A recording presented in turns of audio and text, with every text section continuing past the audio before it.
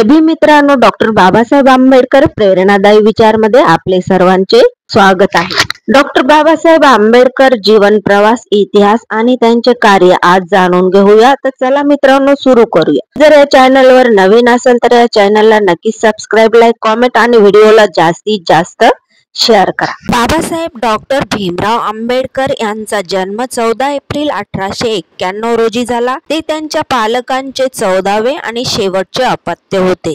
Doctor Babasaheb Ambedkar हे सुभेदार रामजी मालोजी सपकाळ यांचे पुत्र होते। ते ब्रिटिश सैन्यात सुभेदार होते। बाबासाहेबांचे वडील संत कबीराचे अनुयायी होते आणि ते एक सुविद्य व्यक्ती देखील होते।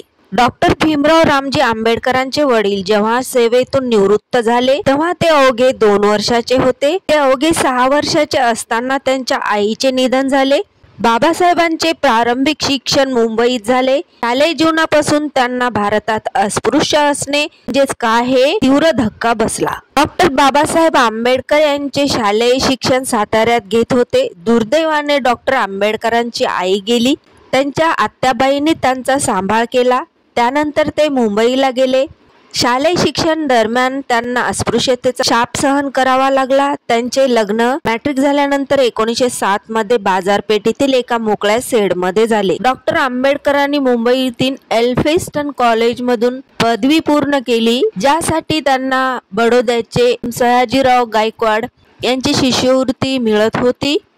पदवी प्राप्त केल्यानंतर त्यांना बॉन्डनुसार बडोदा संस्थानमध्ये सामील व्हावे लागले। बडोद्यात असताना त्यांचे वडील वारले। 1913 वर्ष आहे जेव्हा डॉक्टर बाबासाहेब आंबेडकरांची उच्च शिक्षणासाठी अमेरिकेला जाण्यासाठी विद्वान म्हणून निवड झाली। हा त्यांचा शैक्षणिक कारकिर्दीचा टर्निंग पॉइंट होता। 1915 आणि 1916 मध्ये त्यांनी कोलंबिया विद्यापीठातून अनुक्रमे आणि PhD पदवी मिळवली। त्यानंतर पुढील शिक्षणासाठी ते लंडनला गेले। त्यांना तेथे रे इन फॉर लॉ मध्ये प्रवेश मिळाला आणि London school of economics and political science येथे DSc ची तयारी करण्याची परवानगीही मिळाली। परंतु बडोद्याच्या दिवाणांनी त्यांना भारतात परत बोलावले। नंतर त्यांनी बाराट लॉ आणि DSSC पदवी देखील मिळवली। त्यांनी काही काळ जर्मनीतील बॉन विद्यापीठात शिक्षण घेतले। 1916 मध्ये त्यांनी भारतातील जाती आणि त्यांची यंत्रणा, उत्पत्ती आणि विकास या विषयावर एक निबंध वाचला। 1916 मध्ये त्यांनी भारतासाठी राष्ट्रीय लाभांश, एक ऐतिहासिक आणि विश्लेषणात्मक अभ्यास हा प्रबंध लिहिला।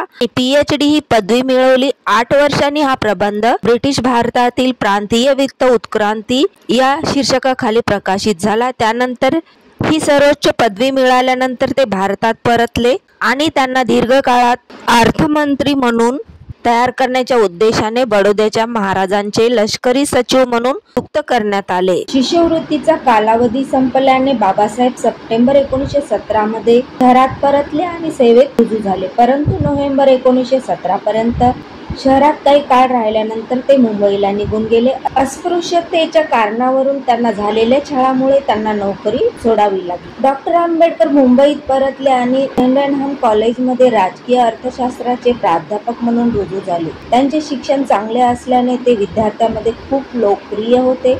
परंतु त्यांनी लंडनमध्ये कायदा आणि अर्थशास्त्राचे शिक्षण पुन्हा सुरू करण्यासाठी आपल्या पदाचा राजीनामा दिला। कोल्हापूरच्या महाराजांनी त्यांना आर्थिक मदत दिली। 1921 मध्ये त्यांनी ब्रिटिश भारतातील शाही वित्तव्यवस्थेचे प्रांतीय विकेंद्रीकरण हा प्रबंध लिहिला आणि लंडन विद्यापीठातून MSc पदवी मिळवली। त्यानंतर त्यांनी काही काळानंतर जर्मनीतील बॉन विद्यापीठात घालवला आणि 1923 मध्ये त्यांनी DSSC पदवीसाठी रुपयाची समस्या, त्यांचे मूळ आणि उपाय हा प्रबंध सादर केला आणि 1923 मध्ये त्यांना बारमध्ये बोलविण्यात आले। 1924 मध्ये लंडनहून परत आल्यानंतर त्यांनी सर चिमणलाल सेटलवाड आणि डॉक्टर आंबेडकर यांच्या अध्यक्षतेखाली दलित वर्गाच्या कल्याणासाठी एक संघटना सुरू केली। शिक्षणाचा प्रसार करणे, आर्थिक परिस्थिती सुधारणे आणि दलित वर्गाच्या तक्रारीचे प्रतिनिधित्व करणे हे संघटनेचे तात्काळ उद्दिष्ट होते। नवीन सुधारणा लक्षात घेता दलित वर्गाच्या समस्या सोडवण्यासाठी 3 एप्रिल 1927 रोजी बहिष्कृत भारत हे वृत्तपत्र सुरू करण्यात आले। 1928 मध्ये ते बॉम्बेच्या सरकारी कायदा महाविद्यालयात प्राध्यापक झाले आणि 1 जून 1935 रोजी ते त्याच महाविद्यालयाचे प्राचार्य झाले आणि 1938 मध्ये राजीनामा देईपर्यंत ते त्या पदावर राहिले. 13 ऑक्टोबर 1935 रोजी नाशिक जिल्ह्यातील येवला येथे दलित वर्गाची प्रांतीय परिषद भरली. या परिषदेत त्यांनी हिंदूंना धक्का देऊन घोषणा केली, मी हिंदू धर्मात जन्मलो, मी हिंदू म्हणून मरणार नाही. हजारो अनुयायांनी त्यांच्या निर्णयांना पाठिंबा दिला. 1936 मध्ये त्यांनी बॉम्बे प्रेसिडेन्सी महापरिषदेला संबोधित केले आणि हिंदू धर्माचा त्याग करण्याचे आवाहन केले. 15 ऑगस्ट 1936 रोजी त्यांनी दलित वर्गाच्या हिताचे रक्षण करण्यासाठी स्वतंत्र कामगार पक्षाची स्थापना केली, ज्याच्या मुख्यत्वे कामगार वर्ग होता. 1938 मध्ये काँग्रेसने अस्पृश्याचे नाव बदलण्याचे विधेयक मांडले. डॉक्टर आंबेडकरांनी त्यांच्यावर टीका केली. त्यांच्या मते नाव बदलणे हा समस्येचा उपाय नाही. 1942 मध्ये त्यांची लेबर सदस्य म्हणून भारताच्या गव्हर्नर जनरलच्या कार्यकारी परिषदेत नियुक्ती झाली. 1946 मध्ये ते बंगालमध्ये संविधान सभेत निवडून आले. त्याच वेळी त्यांनी त्यांचे पुस्तक हू रा शूद्र प्रकाशित केले. स्वातंत्र्यानंतर 1947 मध्ये त्यांना नेहरूच्या पहिल्या मंत्रिमंडळात कायदा आणि न्याय मंत्री म्हणून नियुक्त करण्यात आले. परंतु 1951 मध्ये त्यांनी काश्मीर प्रश्न, भारताचे परराष्ट्र धोरण आणि हिंदू कोड बिलाबद्दल नेहरूच्या धोरणावर मतभेद व्यक्त करून आपल्या मंत्रिमंडळाचा राजीनामा दिला. 1952 मध्ये कोलंबिया विद्यापीठाने त्यांना भारतीय संविधानाच्या मसुद्याच्या संदर्भात केलेल्या कार्याची दखल घेऊन LLD ही पदवी प्रदान केली. 1955 मध्ये त्यांना त्यांचे भाषिक राज्यावरील विचार हे पुस्तक प्रकाशित केले.